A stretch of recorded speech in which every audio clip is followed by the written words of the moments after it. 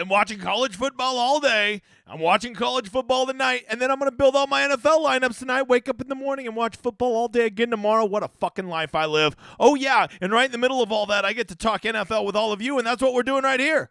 What's up, new guy? I'm the Degenerate75. I'm a DFS content creator who is here to help you get a little bit better at DFS. I'm not going to do it with my picks and core plays and all that silly nonsense. I'm going to try to help you a little bit with the process and get you to quit stepping on your own dick. If that sounds interesting, I encourage you to hang around for, I don't know, probably the next 40 minutes. Big guy's a little hungry, and I'm going to be cutting this stream off before it's an hour long. That's for damn sure. If you find you like the cut of my gym, come check out that schedule right there. You will find I do this show every Saturday night live. I also do a Monday night and Thursday night football show at noon, so, you know, like take a break at work. I've heard some people get lunch and tune in for that and watch. Also do golf, also do college football, and every Tuesday I am doing the preview show with Tambo, which we will be on his show this week. If you haven't already seen the preview show, go back and watch it because Tambo will be real smart. You need to know this about me, new guy. I am not a poor, okay? For every 50 likes we get over there, I will be building a Millionaire Maker ticket with somebody that we will be drawing from the chat. Also, I'll be drawing 2 names from that Twitter wheel right there. For all of you that liked and retweeted my message yesterday, I'll be drawing 2 of you. We'll do it right here. We'll spin the wheel. No, it'll be right here. I can't cheat. I mean, I guess I could cheat. I could just like spin it and be like, I don't fucking like that guy. We're doing somebody else. But outside of that, I don't think I can cheat, okay? So let's get going. Let's shut the F up and let's get to playing. I mean, I guess we are playing in a sense, right? We're going to look at the main slate for tomorrow. We're looking at DraftKings because let's face it, FanDuel kind of fucking sucks, all right? I know that's not a revolutionary take, but it is what it is, okay? As always, the NFL contests are amazing, okay? They're amazing. I don't really know if I need to talk that much contest selection with you, right? What I will tell you about contest selection and what I'm going to continue to tell you is quit dreaming of always winning $1 million or winning $100,000 and go get in contest where there are no more than 2,000 entrants. Just try it for a few weeks because you would be amazed what every week you have a lineup where your core hits, maybe your correlations hit, but then like, your one-off piece, your defense doesn't do shit and you have no chance of taking down any major GPP. But if you're in a little 1,000-person GPP, you would be amazed how often really good lineups finish in the top 10, right? And when they finish in the top 10, you can win some good money, and it's a lot bigger sweat. So I encourage you to really look at the size of the contest you're playing in. Really give that some consideration, right? It's not even about, because like some of these contests, like this $150 3 max right here, it still has 4,000 people in it, right? So that's not exactly a small contest. So that's what I want to encourage you to do is do that, right? Try to get into some double ups, all right? Double ups are what we call cash game, right? Head-to-heads and double ups. And a little word of advice, try doing 11-person double ups. I think you'll find that helps you quite a bit, okay? Okay, I think that's contest selection. I'm not going to dive into all these contests. They're unbelievable. Just know the 3 rules.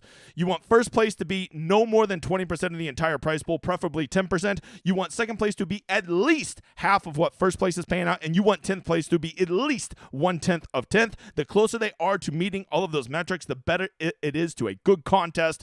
But of course, the one contest you should definitely get in is mine, you motherfather. Go get in it right now. 500 spots. Flat payout structure, reduced rake, grow the community, get in there, whoop my ass. It would be much appreciated. Xdirk is saying that the internet's not running smooth. I am getting a YouTube error over here, editor. Are we in trouble again? All right, editor's about to get fucking fired. I told him I wanted to buy. All right, this is editor. Shit's fucked up again. Shit is fucked up again. Oh, Jesus. All right, let's see. All right, we're just going to keep going. So fucking watch the replay. I'm sorry that editor won't get us on goddamn StreamYard. Let's see here. Pause via YouTube. Maybe just refresh it, guys. That's what I'd say. Refresh. Okay, what the fuck ever. Sorry, new guy. We're having some connection issues. We're in the process of buying a new computer. Actually, we're just trying to get over SteamYard, but the editor will not get it done. I know. Okay, so hey, before we get going, go sign up for the solver. You see right there, I am a sweaty tryhard, and I build my own projections. You can see these projections right here. They are on there, and you get all of my projections loaded for college football, PGA, and of course NFL, Showdown, everything you need, ownership, points projections, everything, and you get the best optimizer out there called the Solver. If you're not using it, I literally had a guy, Bill, today, just message me. He's like, dude, I've been so reluctant to try out that optimizer. It changed my life. Why did you not force me harder to do it? Because I'm just not that kind of guy that's going to press you. But I'm telling you, if you're building more than 5 lineups or you're building a cash lineup and you're not using an optimizer, just know you enjoy kicking yourself in the nuts. Just know that, right? When you go over there and you sign up and you think this is too expensive for me, just know you can get football for just $24.99 a month, or you can get all sports for $39.99 a month. Just make sure you use my Showdown symbol. All of my projections will already come preloaded for you, okay? All right, let's get going. We're going to look at the Rosetta Stone, but before we do, I want this show to be about the process, all right? So if I'm going to have a show about the process, I should probably have a process tip of the week. And my process tip of the week this week is when there is a super chalky game, and I think we all know what the super chalky game is this week, right? It's the Chargers and the Vikings. And we seem to always have one of these every week without fail, right? There's always one game that's like, 4, 5, 6 points higher than any other spread on the or any other total on the slate, right? And so I think there is 3 ways that you can play these, right? And my tip of the week would be there's only one wrong way out of those 3 to play it, okay? So the 3 ways are you just go all in on it, right? You have quarterback stacks on both sides. You're building 4 to 5 guys in every lineup from that game, and you just get overweight on it, right? You say, this is the best game. Yes, it's chalky, but if I'm overweight, I'll still be leveraged on the field. That's way number 1, right? Way number 2 is this. You simply say, okay, I'm going to play parts of this game, but I'm going to play different parts of this game than everybody else is playing, and I'm going to try to get some of this action that's inevitable to happen in this game, but I'm going to try to get the pieces that people aren't thinking about. Maybe a Joshua Kelly, maybe an Alexander Madison, maybe a TJ Hawkinson, right? And then the third one is I'm just going to completely fade this shit, all right? And when you do that, just know that I think that is the one wrong way you can play it, all right? Because whenever a game is super, super chalky, you know what happens?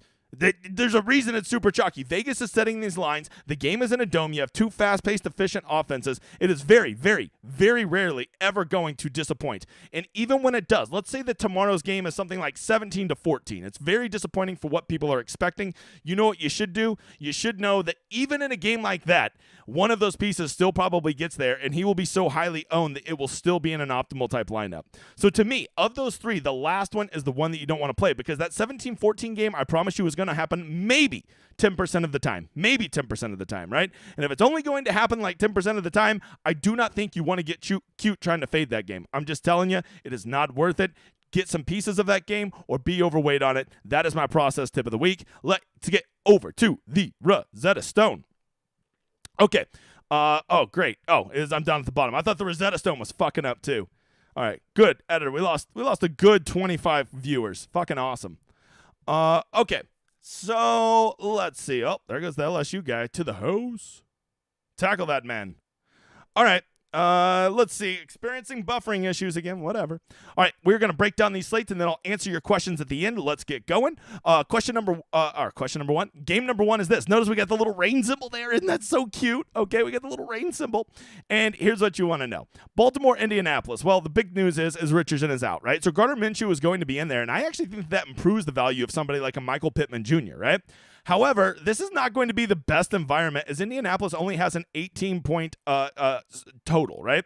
And so with that, you got to wonder, Baltimore doesn't exactly have a weak defense. They are at home, and it could be in the rain. So as much as I like a sneaky Gardner Minshew and Pittman stack, I think that there's other places to get cute just because of the weather. Zach Moss was a guy I was all over last week, and if he's going to continue to get that volume, I think you have to consider him. The thing is there's just so many good options, so many good 5K running backs this week that, I think that maybe you could consider you can just play the leverage game, and just see whoever's the lowest owned, you play them, right? On the Baltimore side, we have J.K. Dobbins is definitely out for the season, right? And then who the hell's the other one? Let's see.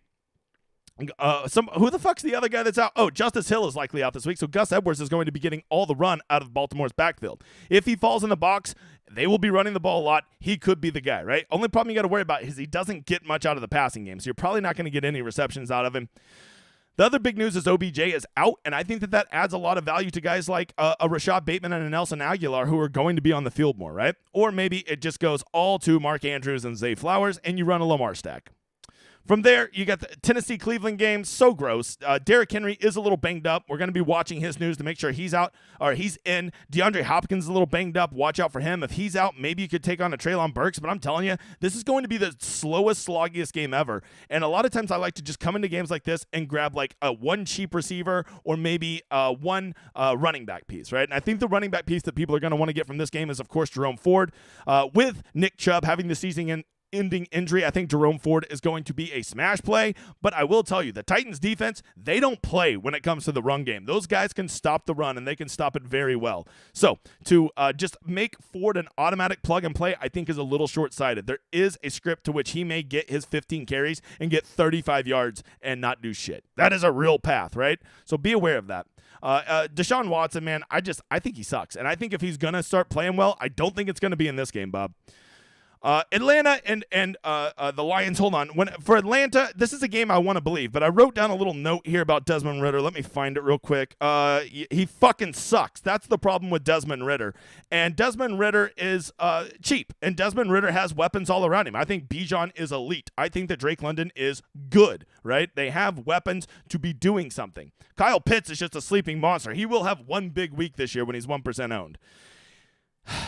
I want them to be good, because if they could push Detroit, this would be the secret sneaky game to stack, right? We already know that in Detroit, games just, for whatever reason, just go crazy there, right? So if games are going to go crazy there, this would be a great game to stack, right? You could run a Goff stack, especially if Josh Reynolds is out. We're going to have value with Khalif Raymond. We're going to have value with Marvin Jones Jr. I think guys like Laporta get bumped up.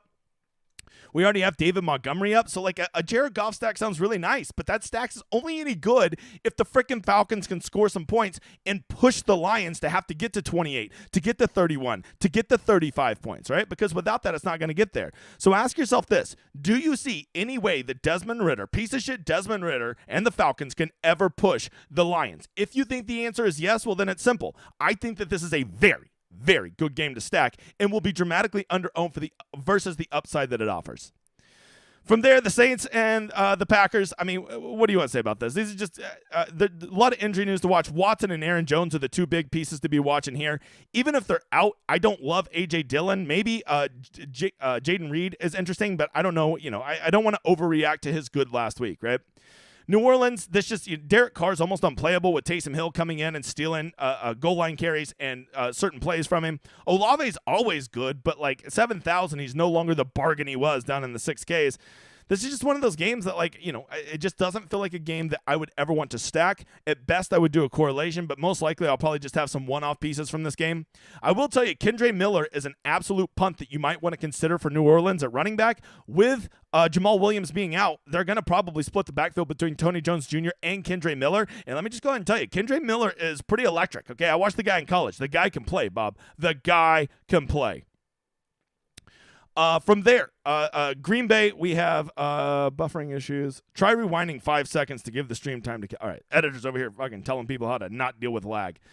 Jordan Love, look, I want to be a believer in this guy, but I just don't think this is the spot. This just doesn't strike me as a game where he's really going to break out. But, if you want to be sneaky, you can, but I got some other sneaky stacks that I like more than him. Speaking of gross, disgusting stacks that you should never consider, let me tell you about C.J. Stroud.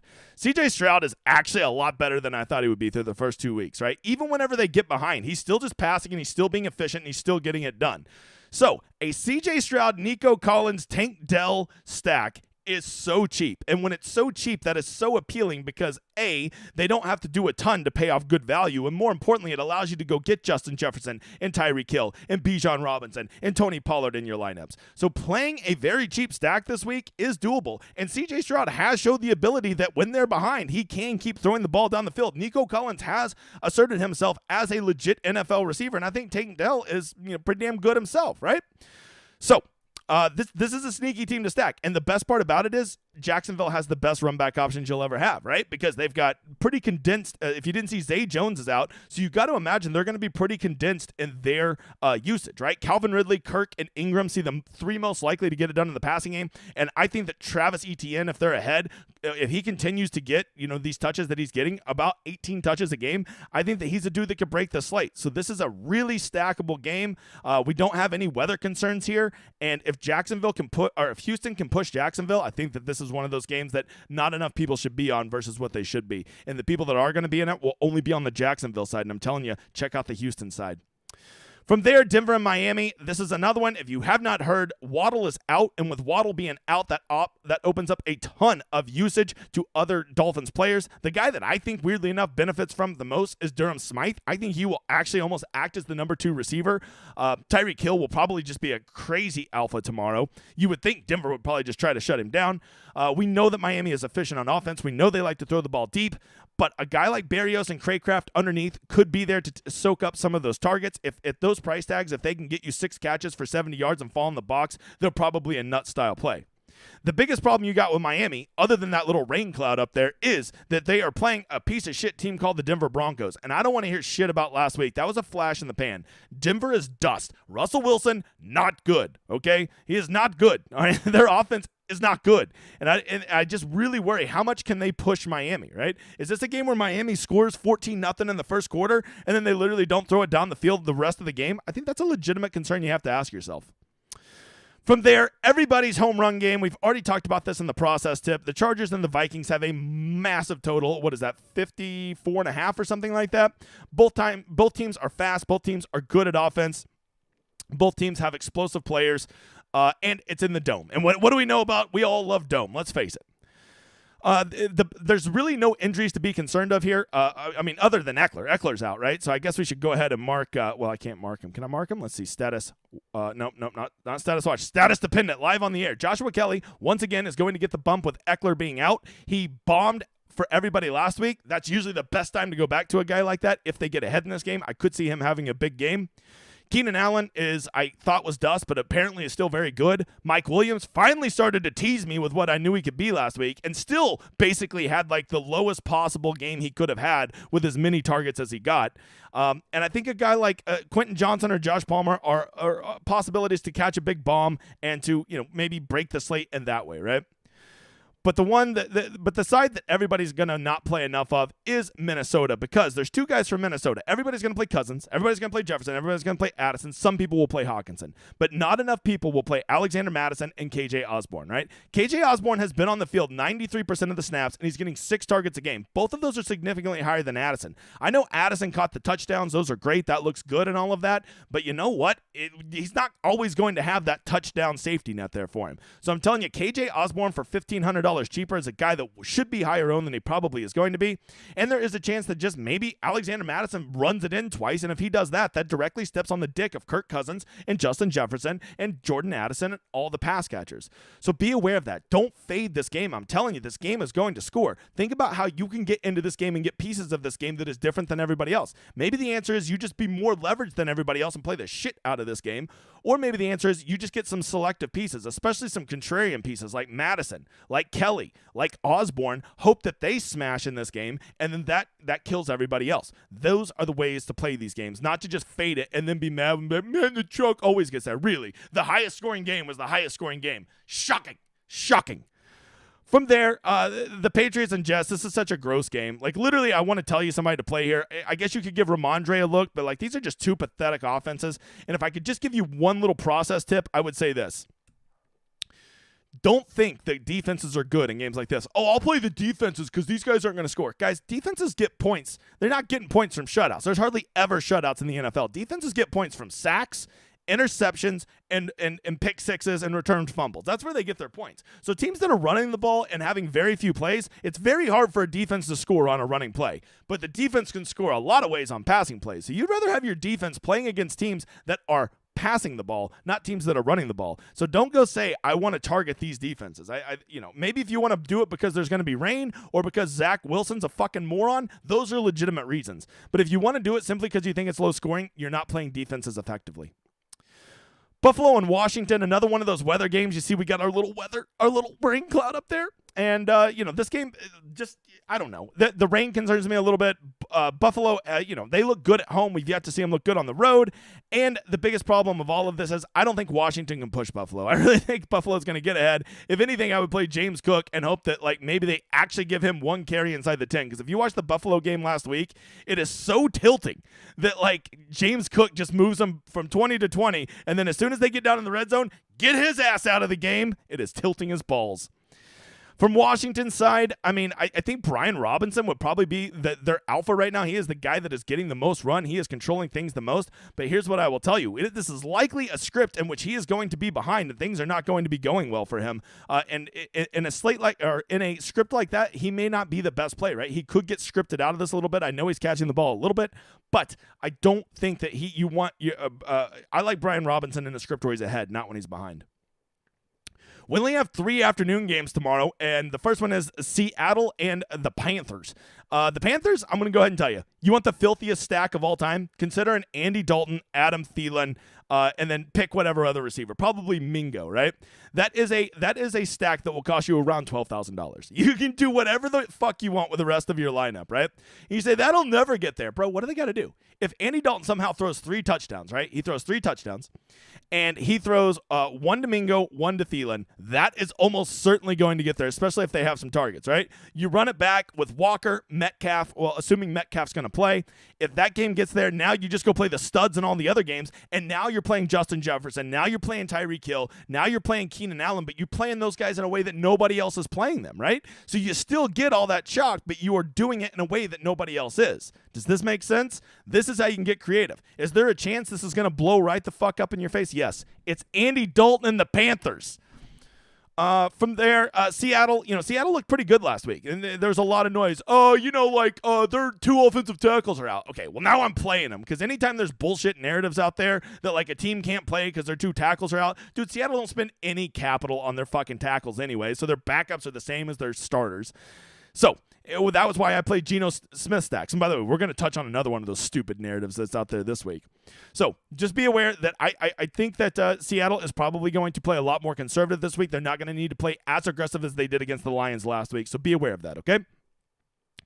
From there, we have Dallas, Arizona. I mean, does this not just feel like a game where Dallas is just absolutely going to boat race Arizona? I mean, Arizona's they are not good, right? And I think the Cowboys are like legit like a top 3 NFL team right now. The biggest question for me is, do I want Pollard or do I want CeeDee Lamb in my lineup? Because I feel like one of those guys is going for a 30 burger tomorrow, almost certainly, right? I don't know which one it's going to be, but I would bet good money one of those 2 has a 30 burger tomorrow. I would lean Pollard, but I think CeeDee Lamb has to be in consideration here, right?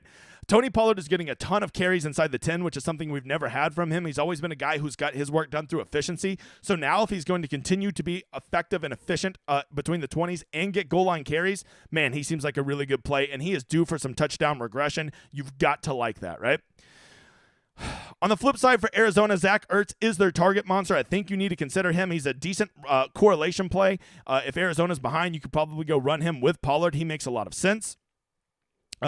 Other than that, I just don't trust Josh Dobbs to throw the ball to anybody more than 10 yards down the field, right? So that's where we're at. And then the last game, my favorite game on the slate is, oh, by the way, there's a Travis Kelce commercial on right now as I talk about Travis Kelce. Weird. That guy's been like in 7 commercials today. What's happening there? All right, Chicago versus Kansas City. Have you heard that Justin Fields sucks and Justin Fields is broken and that Justin Fields is bitching about his coaches and that they need to replace him and he's not the franchise quarterback and blah, blah, blah. All the same shit I heard last week with the Seahawks offensive line, right? And here's what I'll tell you. Justin Fields may suck, and he probably does suck. But we're not playing fucking build a franchise here, are we? We're playing DFS football. And when it comes to DFS football, Justin Fields is totally viable. And the best part about Justin Fields is if he has a monster game, you literally only need to stack him with one guy. We call that a skinny stack, new guy. And so all you got to do with Justin Fields is just stack him with one dude. Right? And I think the guy most likely to have a monster game with Justin Fields is, of course, DJ Moore, right? So you just go run a Fields-Moore stack. That's all you got to do. You only got to commit 2 spots to it. If Justin Fields goes for 35, he gets Moore to 25. You now have a stack that nobody else will have. And the best part is you have the Chiefs, who you know will continue to push the pace of this game and will probably get to 28 or 31 points minimum. Right?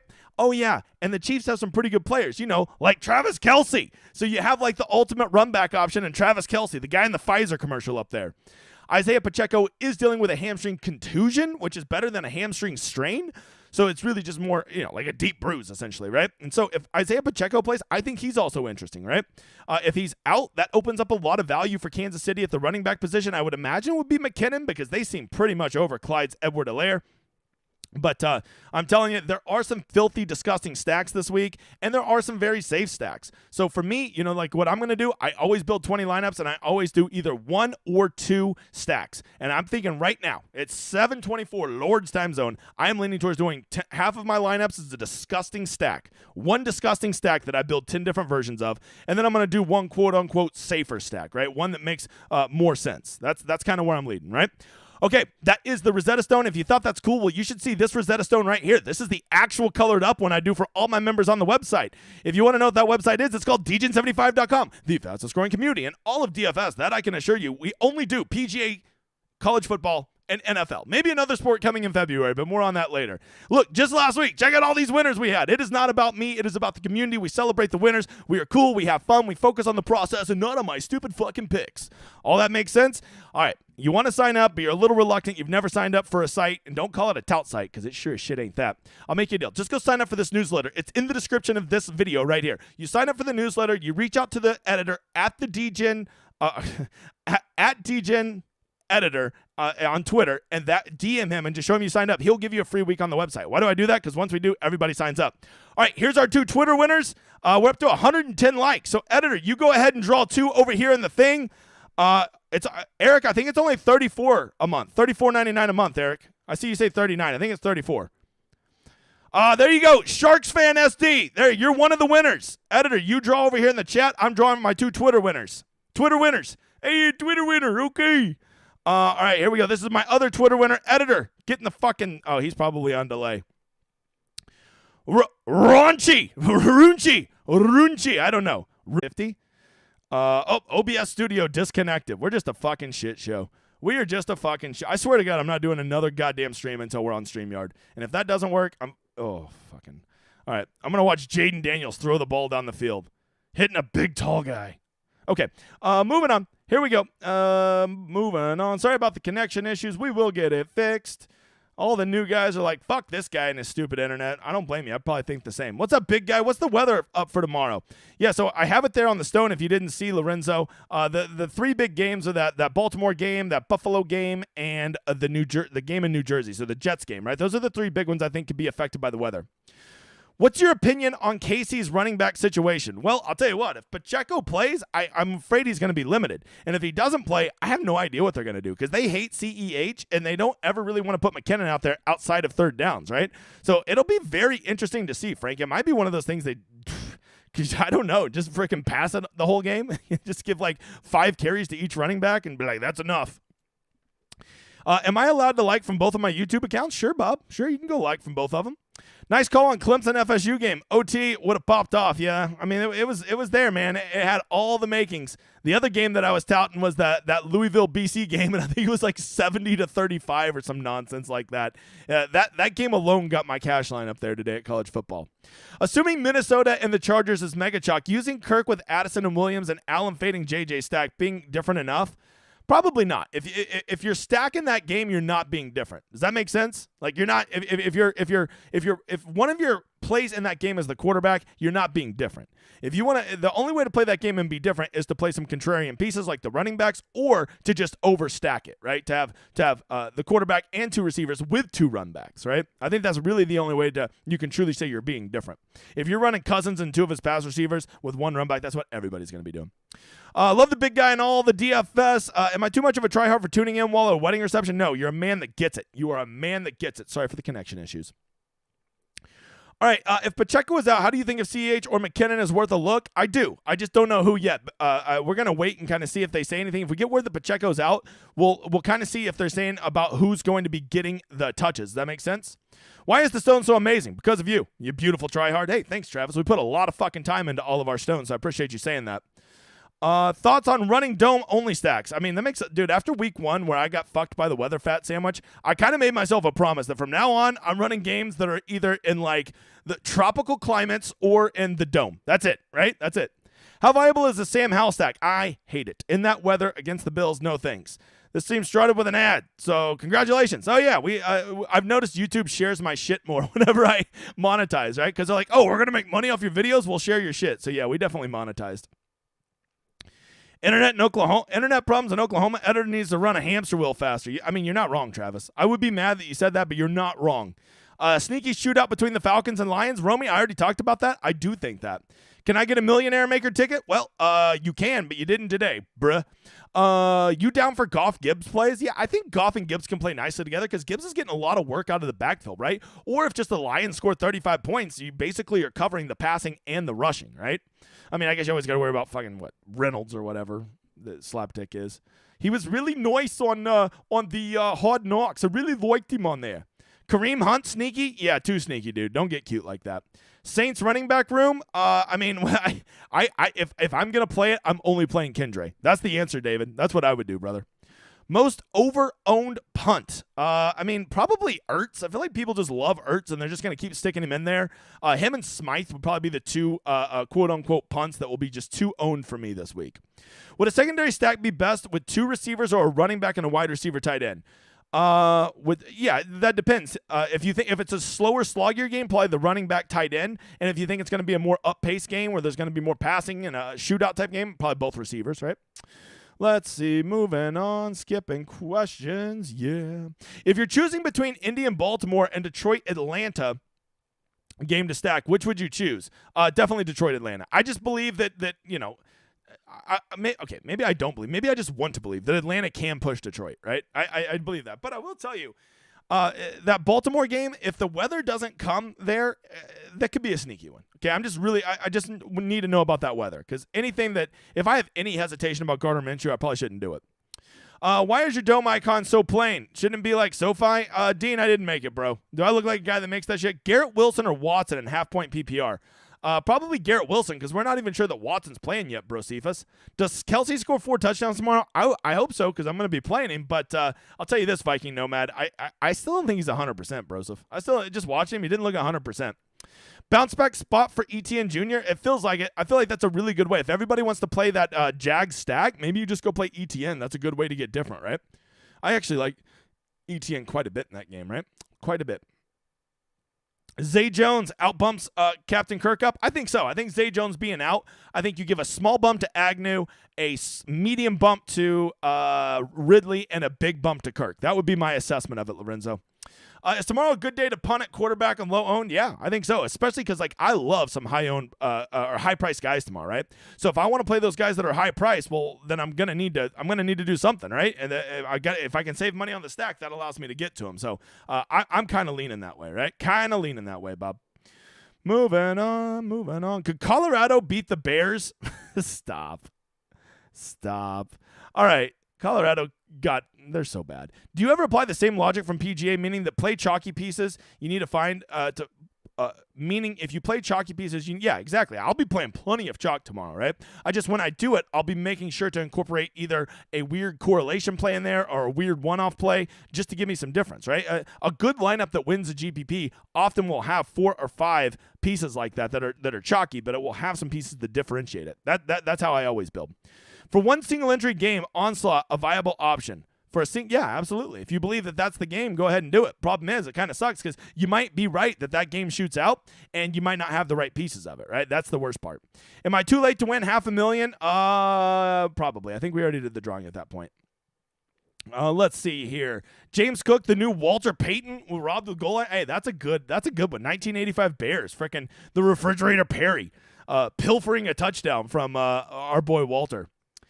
Let's see. Looking for questions. Do you like CJ Stroud and Nico Collins stack with Travis Etienne run back to afford some expensive receivers? Yep, that's exactly right. I don't like CJ Stroud. I do not like the Texans, but I do like expensive players on this slate. And how do I get to them? By cheap stacks, bruh. That's how. All right. Could Tyreek's roster percentage moonwalk if people go to Jefferson? Could Tyreek's roster? Yes. Yes, yes, it definitely could, Dean. All right, is the double tight end week? I just never like double tight end when you have so many good options. Tight ends have kind of sucked this year, bro. I'm telling you, don't go. I don't think that's the way to go, bro. I don't think that's the way to go and stuff. All right, hey, we're back up to 129 people in here. Let's see if we can get to 150 likes real quick. What's your opinion on the KC running backs? Well, I think that it's all dependent on what we see with Pacheco. If he's out, I think it's going to be a shit show. Even if he's in, I think it's going to be a shit show. I don't know how to handle that. Going to have to meet with my team tonight. Let's see. Guys, keep it to 2 questions. I got the same 4 people asking 500 questions. All right. Are you really lagging, or do you just live in the future? Give us time to catch up. No, apparently it was laggy. I don't know, bro. It's okay. Never win the drawing. I'm winning 10K underdog this weekend. Well, there you go. I'd rather win 10K on there than win a ticket with me, bro. You gotta just go looking for the good, bro. Cephas. That's what you gotta do. Oh damn! I didn't even know the Notre Dame game was on. Let's see. Did the quarterback get hurt? What happened? Oh, okay. Ohio State scoring touchdowns. All right, 0-0. About what I expected from those piece of shit offenses. If you were hand building, do you do defenses and see what you get to spend? Yeah, I build my lineups, and then whatever's left over, that's what defense I put in. Pretty simple, Bob. All right, let's see. Mr. NFL picks. I don't do picks guy. All right, do you only play one lineup across all your cash contests? Usually, sometimes if I can't set, like if I'm between two guys, I'll put two variations of it in, right, and just split my action 50-50. But I usually have about 6 or 7 pieces that are the same between the two, if that makes sense. You like a Houston stack, then chalk it up? I don't mind it. I don't mind it. It makes chalking it up a lot easier, bro. I can tell you that. Bro. Let's see. Do you think a Herbert stack is going to be under-owned compared to Cousins? Yes, just because it's more expensive. But it's still probably going to be one of the 3 highest-owned stacks on the slate, so don't think you're being super contrarian when you do that, right? If your tournament doesn't fill, is the first price guaranteed? It is. All of it's guaranteed. Why don't you just go fill it and quit being a donkey? Let's see. Do you think JJ will pay off his high price? I do. I feel like JJ's a really good... If he doesn't get 25 points, I'll be shocked. I really will. And he only needs what? He probably only needs to get to 28 to be 3x. So probably, I don't know. I'm too scared to fade him. I can fade some pieces of that game. I don't know if I can fade old Justin Jefferson. That man is a god among men. Like, he's like legit reminds me of one of the most dominant players I've seen since like Randy Moss. Sorry, I'm watching my quarterback from Washington State. Throw a touchdown, Dickie. There it is. 4 touchdowns in the first half. He's good, peoples. All right, moving on. Is there a scenario where you see that you play just the entire Vikings Chargers and random 4 o'clock defense? Yeah, no, I don't mind that. But go build the stacks you like from that game and then just build like 5 or 6 different random defenses with it. Not the weirdest strategy I've ever heard, my brother. Am I the only one thinking that a cheap stack is expensive plus am I the only one thinking that is a cheap stack plus expensive players week? Nope. I've already said that, motherfather. Why don't you listen to the show? All right, best correlation, LA Minnesota secondary piece. Other than that, yeah. So if I was doing a secondary piece, I would go in there and get a Josh Kelly and a KJ Osborne. That's what I'd do, right? It's a good little sneaky cheap correlation that you can get some access to that game, but get in it in a way that not everybody else is. What do you mean when you say pay off your DK price, right? So like Nick, generally the rule is we want the guys that we purchase to get at least 3x their points. So a guy like Justin Jefferson is $9,300. So 9,300 times 3 would be right at 28 points is what he would need to pay that off, right? Whereas if you were playing a $3,300 punt receiver, he would only need to get to 10 points to get 3x, right? Because we shouldn't expect as much from him because he's basically 1/3 the price of Justin Jefferson, right? So it's really about how many points they score relative to their salary, right? You know, Travis Kelce might have been one of the highest scoring tight ends last week, but he did not pay off his salary because he was like 8,000 and only got 16 points, which is only 2x, right? So we always want our guys getting 3, 4, or 5x. You know, usually to win a GPP, you need a bunch of guys doing 5x. All right, guys, I think that's it. I got through most of the questions here. I apologize for the technical difficulties. We are getting that shit fixed. Got an expensive computer on the way. I think got a fucking, a StreamYard getting started, and got one editor who is about to get an ass chewing. I hope to see you guys on my website. Come try it out for a free week. Just sign up for that newsletter. Let the editor know at the DGen editor on Twitter. He will get you hooked up. Please go get in my contest. I don't want this bitch to overlay. It makes me look bad. I appreciate all of you. I will be back Monday at noon for the Showdown Hoedown. For all of you that are on my Discord, 10:30 tomorrow, we will be doing a live before the locks stream. Thank you for all of you that were here. I will talk to you later. Enjoy